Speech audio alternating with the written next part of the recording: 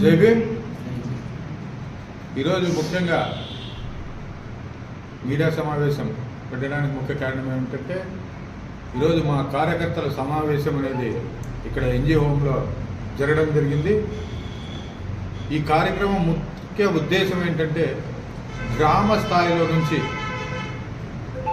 మండల స్థాయిలో నుంచి, నియోజకవర్గ స్థాయిలో నుంచి పార్టీని బలోపేతం చేయడమే.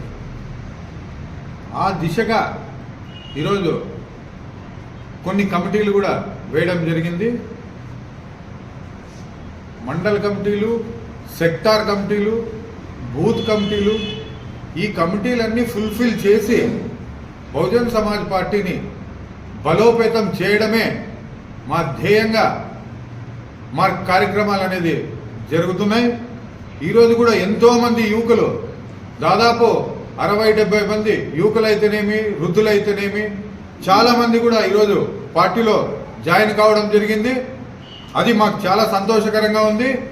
ఈరోజు కేవలం ఈ నియోజకవర్గంలో బడుగు బలహీన వర్గాల వెంట ఉండేది ఏకైక పార్టీ బహుజన్ సమాజ్ పార్టీ అని చెప్పేసి ప్రజలు నమ్మి పార్టీలోకి చేరడం అనేది జరుగుతూ ఉండడం వల్ల మేము చాలా సంతోషపడుతున్నాం.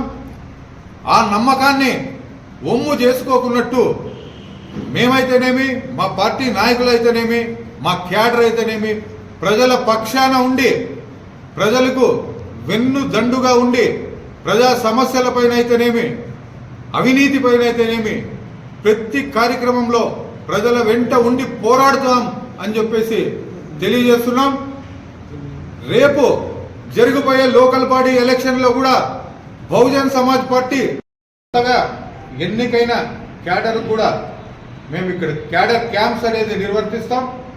వీళ్ళకి విజయవాడ అయితేనేమి, అనంతపురం అయితేనేమి, కొన్ని ప్రోగ్రామ్స్ రాయదుర్గంలో కూడా వీళ్ళకి క్లాసులు అనేది పార్టీ తరఫున ఇక్కడ అటెండ్ చేయడం అనేది జరుగుతుంది.